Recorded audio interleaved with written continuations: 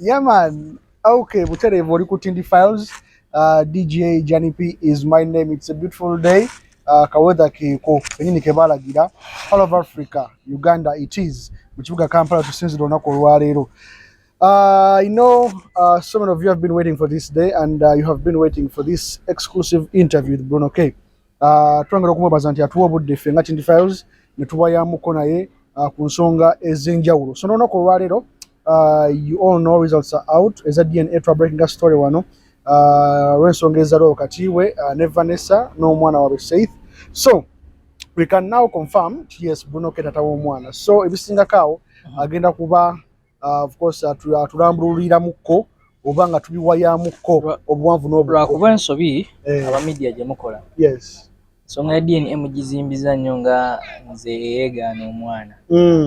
I do DNA for all my kids. Okay. It's my policy as a person who was advised by my management. Because bangamba in case anything happens to me, let's say God forbid oba nenfa, they don't want to have issues of women bringing kids. Yes, so they want to have a file. They want to have a file of my children. It's actually my lawyer, Boy Ivan, advised me about that. To me, Bruno, you need to have a DNA file for your children and keep it with me. So ebaluwa yange ya DNA y'omwana nagiwadde lawyer wange Ivan neya breeder yagirina.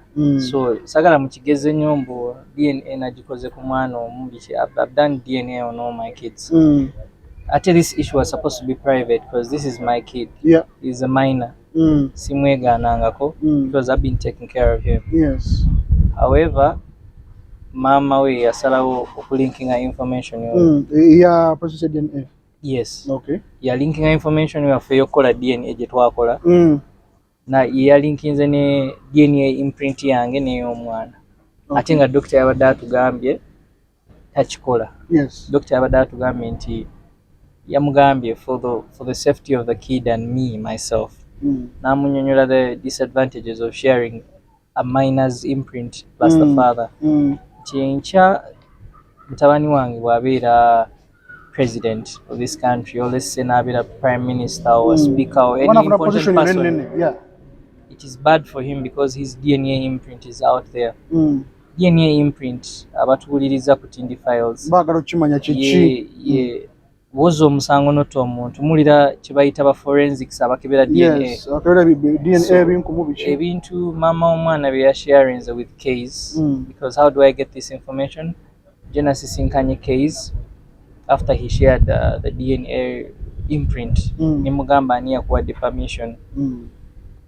Nze sandi kifuddeko singa zabadde zange zokka naye because nfaayo nnyo eri abaana abato. These are my children. Kiba temundabanga nga sharinga imprint ya Briella naye njirina because these are my children. I care about their protection and security and I'm a father who cares. So mwe gwe mutendeeza bannamawulire nga maama w'akabi. Are you responsible? Togamba tumutendereza Bruno. No, because I've seen maybe you guys, a few others abayinza gamba nti babalina sides. The way you people have been painting me is like I'm a bad father. That's how you've been painting. Bannamawulire abamu on social media in-laws babadde bampainting nga bad father naye sinze yasharinze DNA imprint y'omwana omuto. Abazadde mwena abali eyo ng'olina omwana wo kunyonyodde obuzibu obuli mu kusharinga imprint y'omuntu. Omwana oyo muto tetumanyi kya kyagenda beera. Tugeze we president wa Uganda in the future. Nga imprint y'omwana president wa Uganda etambula online bwetyo. Very bad. Because mama we yagisharinze. Which means omuntu asobokera kumakya na framing omwana oyo. Yakoze kino kubanga yo DNA imprint ya DNA tekyuka. Ate nga abasawo bakimunyonyodde. It having a meeting as parents. Netugamba no, none, for the respect of the child, none of us is going to share this. This remains between you and her. And she did the contrary. Ate tasobola kwegaana because mwalabye olugalo lwabadde lukutte ku lwa mukyala. Ne case kenyini yakiconfirming that she shared that the picture of the DNA imprint herself. Okay, na natural case namugamba ashiteke ku. So kufa ababiri ani asinga okufa ku rights z'abaana. Yeah. So I've seen a lot of social media judgments and them judging me But the good thing is everything is out there for you guys to judge. However, that's a mistake she made, but it doesn't take away the fact that she's the mother of the kid. He's my son. Simwegana ko Jami Pio Limuna Maulida. Have you ever had anywhere where I've denying the kid? No, not at all. Nange mba nakuwetera kiri ku desk. Abantu n'abantu kye boogerera kunyunyula ekintu ekirala. Nokeringa empewo.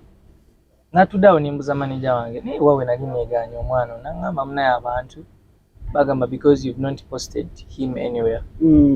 Nimbuuza manager wange okupostinga omwana nga mupostinga postings nga simuwa buyambi. Kikola amakulu. Kikola amakulu nangamba nedda.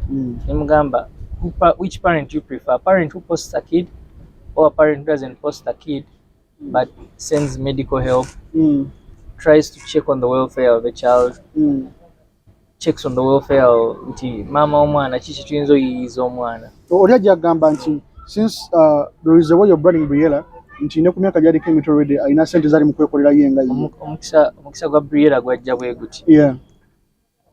Kubanga kyesaawe n'abazadde ba Briella bali babiri. Nze ne maama we Farida. Yes. None of us, we are all public figures, but none of us has a hand in Briella's blessing. Fenna naffe blessing ya Briella etwewuunyisa. Abantu baasiima Briella. You know public figures have kids. How many of them are like Briella? Naye olowooza tebapostinga abaana baabwe. Bapostinga naye few. Abantu be bakeera ne bakusiima. Ne bagamba nti omwana ono, like the interest they have in that kid, it's favor upon her life that I don't have control about, neither does the mother have control about. It's just there. And Briella's story. That's why people sympathize with her a lot. And I try to explain it to Munange, or Mzade Munange, Vanessa, and I try to explain to Hane Mugamba. They're young kids. They all have different destinies. Si buli omuntu agenda kwata destiny yemu. Ronaldo ayina baganda be bataano. Are all of them like Ronaldo? Not at all. So let's see how these children roll out for themselves, you get. So, and me, I think issue wano abantu gye batamanyi is not that I'm not providing. That's not the issue. Because I've tried my best to provide. We were meeting a doctor yali akugambye nti amanja. Not at all. Yangamba biru zonna tick. Yakugamba sente zensasula ntono oba nyingi. So kati nze omuntu omubi kubanga omuntu ajjanjaba Safe yajjanjaba Briella. Kati nsosola nti omwana. And bo bagamba nti bw'obadde omulabirira before, that means wali okkiriza ngoba okimanyiko nti mwana wo. Then why ask for DNA later on to confirm again? Nkubulidde nti nze abaana bange bonna balina DNA. Yes. We were planning, tulina omukolo gwe tugenda okugendako official naming. My dad has to name the kid. Before we reach that ceremony, we always have the DNAs of these kids. It's the same process. There's nothing special. Even Briella went through the same process. Okay. Sinti omwana mudautinga nti si wange. Because ekisoso kulaga nti omwana mukkiriza nti wange, nkola taata by'alina okukola. Nsasula eddwaliro. Eddwaliro bagamba okyesibyeko nnyo nti eddwaliro terimala. Omwana alina okulya, alina okunywa. Upkeep gw'empeereza akola ki? Gw'empeereza obusente obutono. Can the mother of a child come out and say simuweereza nko sente ku simu? Yalinga agamba ku voice zinawulako ezimu nti it's only the medical bills that you take care of. Bwe nzija nindaba omwana nzija kumubuuzaako omwana oba I come carrying something for the kid. Ng'atala tukusuubira okubanga nakyo tutteyo. Kuba mu voice notes mwawulira that I come check on the kid. Yeah. And the mother was accepting that. Yes. So every time I came to check on the kid, did I come ngalonsa or I had one interview, the clip they shared to me is when she was saying that Bruno K omwana ayambala oba so kankubuze Janipi omwana bawa musajja eka responsibilities tulina zigabana. Yes.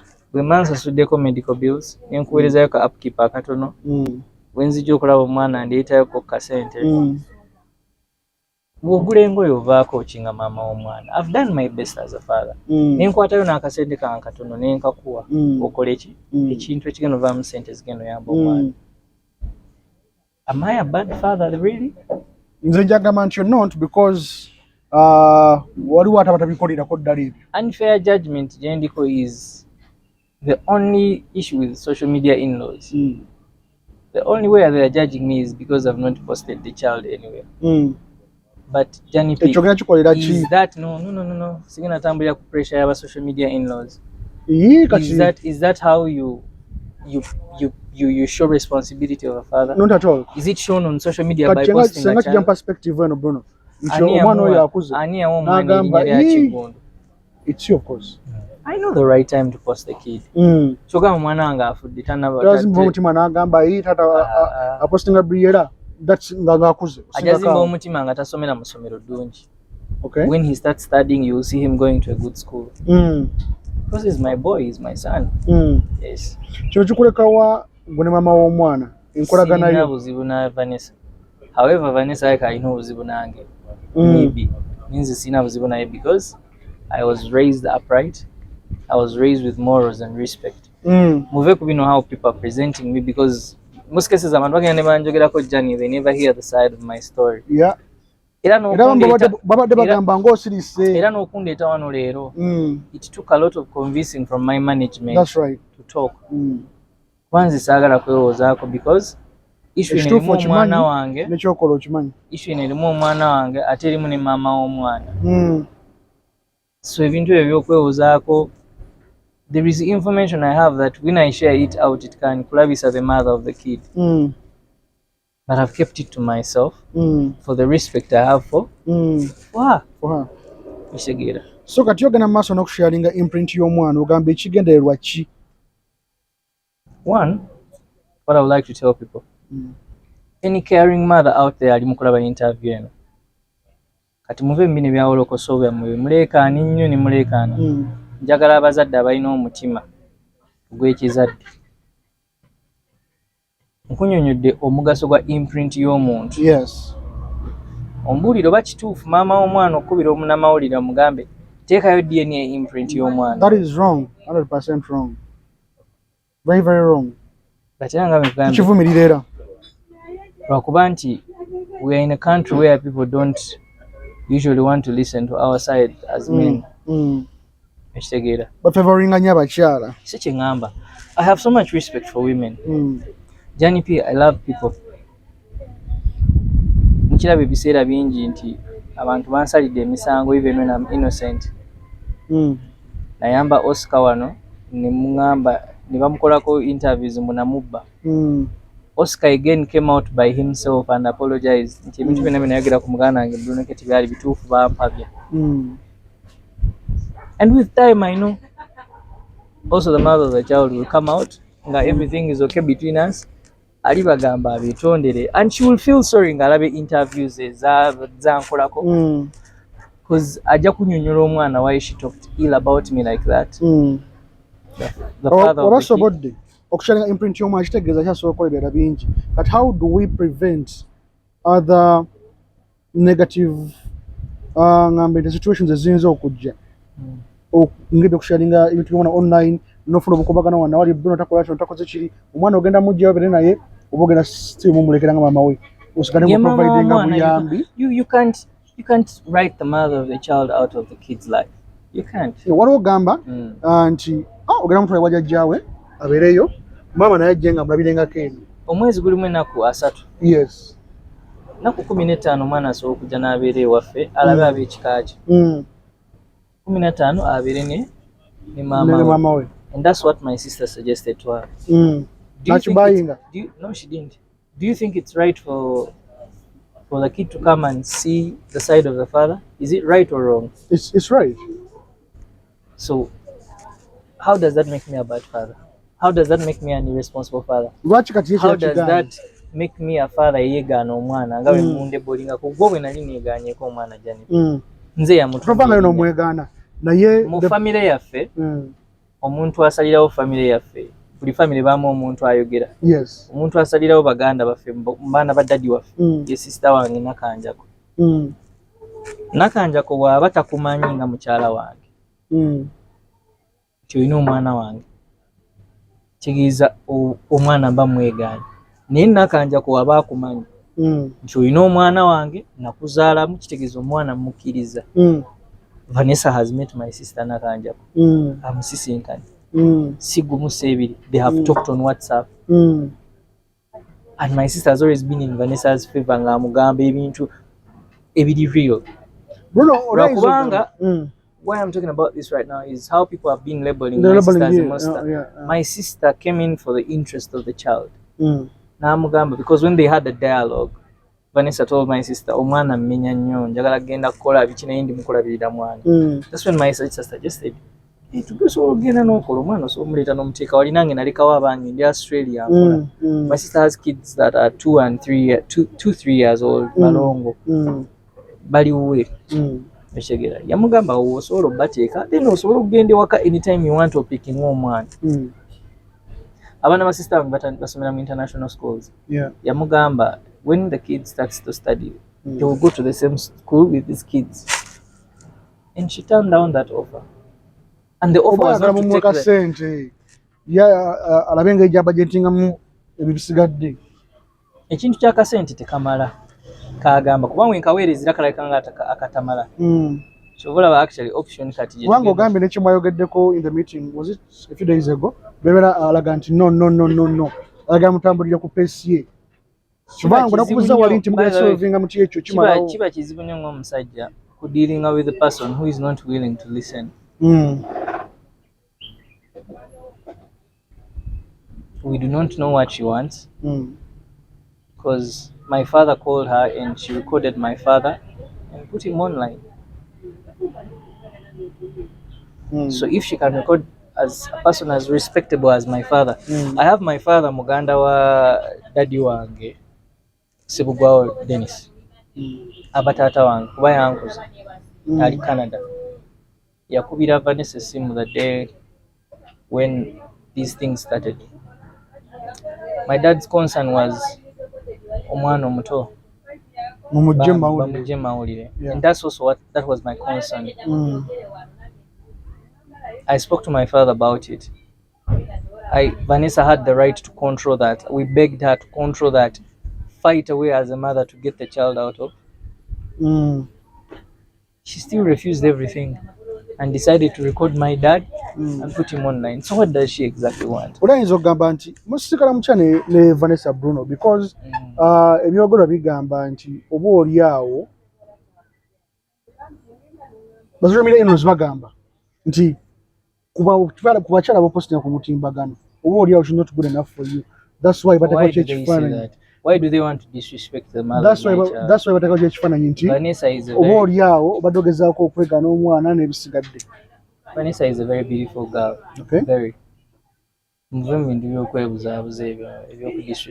Beauty is not on the face. You get. And I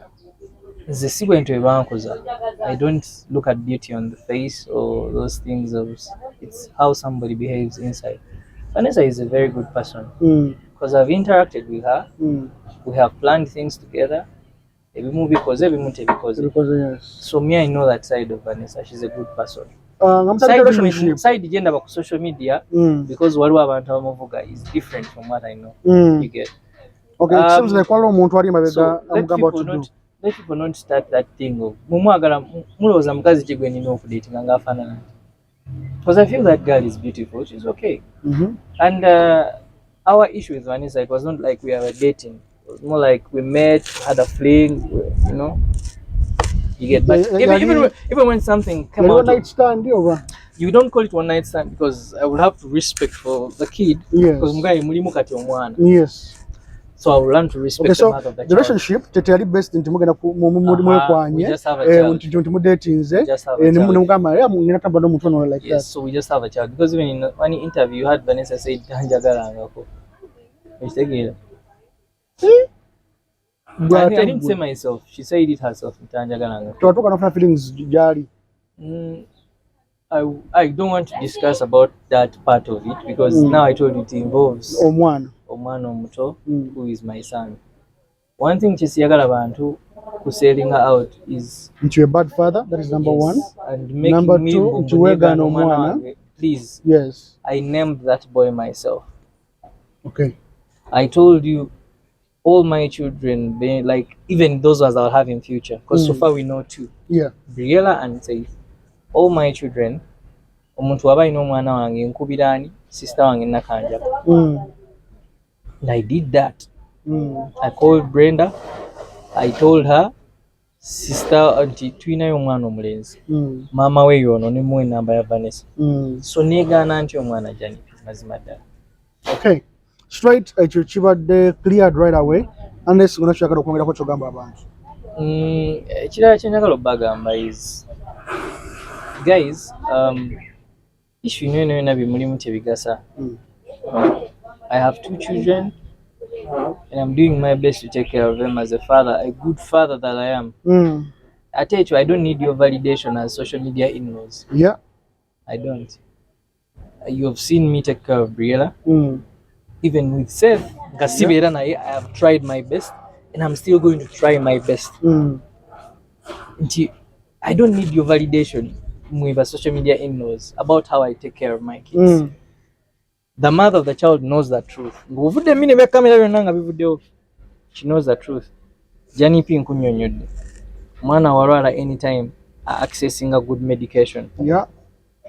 Nika akatono kajjanga before. Kati tunawafuna bizibu kajjanga ku simu. So obadde wakaposing ebizibu byejja? Nini reasons zange lwaki na posing okay. Because ni ati saka posing anti imposinze siwa.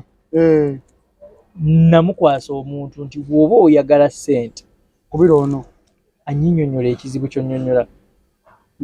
Sister wange kwe kuvaamu n'agamba manyi ekintu kino kya ssente tugulenga buguzi bintu tubiweereze. Kitegeera? Omukyala oba omussa ate ntya no shopping ebintu omwana sigamanyi kyokola kibi but naturally abakyala baagala nnyo akasente. Sometimes sente ezo tezimala Janipi. Yeah, true. You send 100,000 and a woman will tell you it's not enough. Yeah. Kati just imagine zinakwatako sente zange zinalina ku account neziwa Vanessa, but she went online and said nalimba about the figure that I gave her. Yalimba ezo zomu okutandika business. Yes. Nalimba then nalimba about actual figure alichi nga bwe nkugambira saagala kulabisa mama wa mwana. Yes. Ne tukutwala nti actual figure ali esingako kusenteza yogera. She knows the truth. Okay. Buli kimu ne business she suggested it. I didn't suggest it. Your business ali ntufu yayogera? Yes, but yeah, just suggesting it. Yenga ye. Nze namubulira nimugala nina akasente bwe kati ku account. Nkakuwe. What can you do with it? Na suggesting. Tusooka kulamu ABCD. Nangamba nice. How much money can you be making out of that? Nangamba, if I've paid workers, rent and everything, no good the materials, I can remain with 160,000. I was like, brilliant. I did not suggest the idea of splitting. She suggested it as a mother who cares. To splitting a cent. I welcome the idea because business business. Okay. I did not dictate. So gwamwa sente yakikole byonna yabyessalirawo. So the chat wali nangamba ye yakyetema nokyetema nti nina sobola oweereza sente bwezi. Nangamba fine. Naziweereza okusooka n'ogwokubiri. She only sent money 2 times and she stopped and I didn't put her on pressure. The issue came when she asked me for more money after 3 weeks. Mugamba malina kuweereza sente nabadde nsigazaawo. That's the least I had. Mugamba right now I don't have any other money. My account is zero. It's empty. You get. Kati obusungu obwo nawe buvaana all these things. Then nagenda ku media nagamba mbu yankakanga n'okuweereza sente. I didn't force her to send money. She suggested it herself. Bwe nkola business nawe Jani n'ongamba nti egenda vaamu amagoba ga $20 kankuweerezeeko 5. It's your decision. I'm not get that decision myself. Ate omaze okibala nti oyitawo. Kankubulira abantu abali abagamba miliyoni emu sente gwe. Amikwano kambabulire wali Janipi wali okoze ku sente. Yeah. Let's assume I give her 1 million. Is 1 million small money? Not at all. Nga n'obudde buno olina bw'oyinza okugamba bali ku live awo. Buli omwaka libakebezi ka balance aka account nga tali agiye. Abakyala bali online essaawa eno. Is 1 million small money? Seriously, let's assume that's what I it's gave a lot her. of money. Choka 1 million teswa kolerawo omuntu kintu. Nemitwalo Nze kenyini bali baje. Nina kagigi ke nakola kako ku influence nga ne bampaya waliwo yampayo some of my money ninzijako akakadde. Ninkolamu ekintu nasimba eka ya soya. Napangisaako ettaka n'abakozi biki nasimbako eka ya soya. Million emwe gwa report ennaku zino. Million emwe esobola okugula ebintu. It can do a lot. Yeah. It can do a lot depending on your brain to manage it. And there was a plan of me adding Vanessa more money because we are to business. Yes, we are trying to this is a brilliant idea. I was like, hey man, your reasoning is good, Vanessa. Nimubuza kakati business anyway kwata. Wenkongera million 10 oyinza kukola ki? I swear on my mother's life and on Briella's life. I asked her that question. Kati wenkongera million 10 oyinza kukola ki? Before nga business enamufaako. Yes. Era nanyinyonyola plan. Nti tusobola okugulawo ka pork joint wane waffe, pork joint zikola, simanya omwenge, pork joint biki. I was like, brilliant. Nimuga kati soko managing ezo sente zenkuwadde. Bwekikola nga nkongera emiliyoni like 10. But business yasuka na week 3 nefa. Kitegeera. Nefa. And I've never blamed Vanessa about it. However, akigamba mbu tumublaming mbu yayonona sente. The one reason I told her, because agenda agamba abantu that I don't care. Nakimugamba nga kino kyengamba nti abakazi ebiseera ebisinga temusiima what, especially ffe bataata abalina abaana wabweru. You do not appreciate what we do for the kids. Yeah. N'akatono katya ketugezaako nga nze nkunyonyodde. Jani P. Lwakuba nze saawa eno munteeka ku musalaba because I'm a public figure. But there are men out there. There are men out there who have children and they're not even doing half of the things that people do. Yeah, that's right. You get. So why would you put me ku musalaba and I'm a bad father? No, that's right. Nga waliwo ne incident emu omwana yali akaaba nnyo.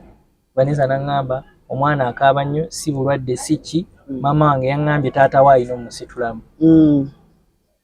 Kati nze gwe mugamba atafaayo navuga emmotoka ninde wa Vanessa ninsitula mu mwana nimbeera n'omwana okumala essaawa emu n'ekitundu. Nze Janikinze omusajja gwe mugamba atafaayo. Musajja kibujja ku bintu bye nti omwana ali mukaaba ayagala taata we amusitulemu. Najja n'amusitulamu n'abeera naye. Nze gwe muli ku presentinga ng'omuntu atali kugira. Chegira. Just mwagala bwagazi kunvuma kumberako kunkomerera chegira. Mbanyonyodde nti basajja bameka mu abali muyina abaana. How many of you have done half of the things I've done for my son? You get? Yeah. And also the issue of why is it that Vanessa is coming out to the media to cry? What is her agenda? A caring mother, you protect your child's image. Jennifer, have I refused to pay upkeep or do anything for my kid? Nali mweganyeko. Not at all. Nemo audios ya linking wampulirako nga ngamba nti nneegaanye omwana wange. So why is she going to the media presenting me as omuntu yeegaanye omwana wange? Erinnya lya Kigundo omwana. Oba target here from day one nga ogambye nti yagamba gwe tomwagalangako. Oba naye yayita kwagala naye nga bagamba Bruno Celeb alinamuko ku linnya, Bruno alinamuko ssente, but the target was money. Yeah, money, but one thing she should know is these things involve a young child. Abere n'ekisanga mama w'omwana. Anizoba omwana yajja nga si ekigendererwa. Yenga yagala kudetinga papa Bruno. Baba terisa yagala mwana we. Amanya kufunye. Jani pia omukazi bwakkiriza osigaza olubuto. Obukkiriza okutekinga on the responsibility of being a parent. More so a mother. Owulira Olimbarasiva kyagula njo yagamba omuzadde Katonda waki? Wawano ku nsi. Katonda talabisa. Mama we ensonga lwaki Jani pia osobola okubba najja ku poliisi n'alayira nze sizalangako mwana muki? Kituufu mubbi. Vanessa has the right to protect that boy. That's actually the reason why Chatanga yamukubira essimu. Namugamba mama teyeeyisa nga bwe weeyisa. Think about the image of the boy. I gave him that name myself. I told Vanessa mujjeko erinnya lya Kisaache mama. Gwagamba nti omwana namwegaana. Kisaache ani alimu? Vanessa ni family ebi baalimu. Ndi mugamba limujjeko. Nemu Mkigundu. Nze gwagambye yeegaana omwana. Kitegeera. I'm not seeking for sympathy.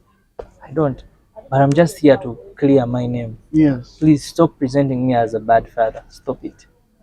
You get it? I have done my best as a father can try.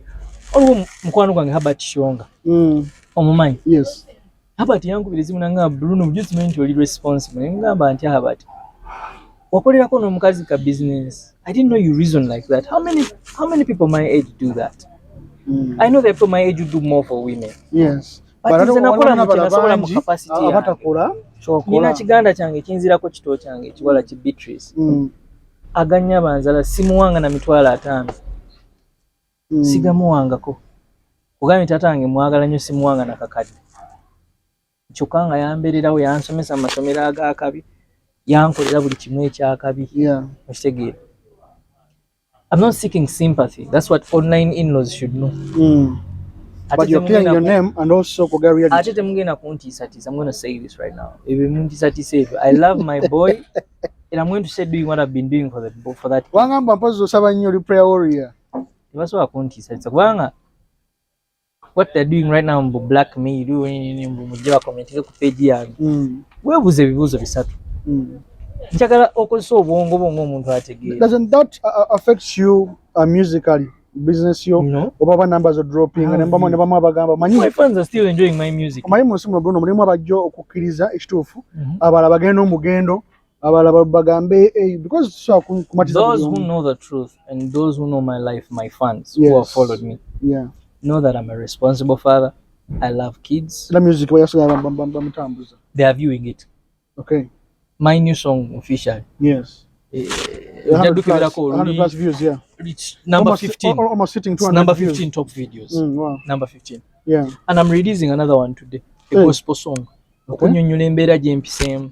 Mukama wambeerereddewo. Then ku Monday I'm releasing the hit of the year. Kata ka gospel. Rimba baruyita ayingiddewo. Hit of the year. Ayingiddewo. So mugirinde ku Monday ani ayingiddewo. Tuwadde budde wira ka gospel. Ka gospel mujja mukawuliza ku Sunday nimweyongera ne weekend ala kati naye ku Monday. Gospel bamuyita ni uko kogera fulumi. Baruyita obeerawo mukama. Obeerawo. So you're going to be talking about all the situation I've been through. How your entire life yes, my entire life specifically. Even all these moments where the media has been bashing me and putting me down. You get? Okay. It's all those things because nze mazima ddala Jani P. Waliwo oluusi abantu bakwogerako ekintu. N'owuli yange oyagala kugwa wansi okola ki? Ofe but. Tebayo okubuuza emotionally nogera mu studio nga vibe tejja oba kuba bugigi. For example, when the performing which place was it? It was I'm forgetting the name. Kali Bugorobi? No, Kugundi wa ne Bukoto. Mama minor live band but ngamba Bruno mwene mbera banna. Bukoto. No, era performing. Totally a vibe over. Kuba nino kola sente ndi tata. N'abaana babiri. I have to look for money. Yeah. Because these kids don't want to know those stories. You're emotionally down. At the end of the day bajja kugamba daddy. And the rest is background noise. Yeah. Now mwanjogerera ku Briella. You later change your mind. You later found out that I'm a good father. It is the same thing that you're going to do with this boy. Mungena manya amazima that I'm not a bad father. Amazima gajava because even on Briella you people judged me a lot. Immediately after Rachel passed on, people judged me a lot on Briella's issue. And I kept it in the background. It was background noise. I focused on my child and my career. And here we are. Yeah, and here we are. And still this will pass. And I know even some of you watching right now, mumanyi that I'm a good dad. Based on what I've told you and you get. Zinakola chenino sola. Jani P. Abasajja abayina abaana nga tebeera naye. They know what I'm going through. Yeah. Money is never enough. Abakazi temusiima. Bajifura business abamu. Temusiima naddala mu abakazi ng'olina omwana talina musajja temusiima. This is the truth. Bakyala nkimanyi namwe mukimanyi you are there. Temusiima. There is nothing enough. Mukimu kino arwala akola kiri. Anyways, I'm making a condemning media people. Rita Kagwa. Kezi yetonze. Kezi yajjezi jona netondera. Ate Kezi yambuulidde nti amutuma okuteekayo ebintu. Mama omwana. Okay. So apology wajikiriza case namusaba because muganda wange omanyi social media hizo gamba ate tubone case kawanangu sisobola kusibisa case muvubuka munnange okay kasita netondedde singa yasigadde nga akyalimu eggumi n'amapaati nange nandiyagadde omulagako but bambi yazze bazekalaamu nanetondera ate next media sigiinaako buzibu ekubyenga music wange. He did. He put down the post. He's going to do an apology today through online? A video. Yes. Okay. He will do an apology. Agena kulambulula ku bintu ebimu about it. At the case, we are holding my side of the story. He really felt sorry because in this case, he did not hear my side of the story. He was one-sided. You get it. So, namanya bambi, he was so sorry. However, I don't know where the muliro comes from. Rita naye simuinako buzibu twali tubadeko ku gig with her. Okay. Nga we are pushing Spamania together ni tuogera nako. So you have a number? Kone ku Snapchat. I used to have it ninji jam because nzo muntu bwankuba nga bitebe yankubira yakuba even before this. Yeah, bintu byawandika tebiri coordinated and Rita Kagwa's close circle, her friends, Asha Love, they are my friends. Asha has been with me. Asha knows me. Mr. James from England, Rita Kagwa's friends, they know me. These are people I've talked to Rita personally about who I am. I told him, but how you're presenting Bruno is different. I think you need to listen to Bruno. But Rita Kagwa ne case, but the imprint Omwaana owange Nange, take online. So I'm going to, through my lawyers, we're going to write, because Case apologized. Yeah. I forgive Case. However, I'm going to write to Rita Kagwa, intention to sue for posting my child's DNA imprint and mine.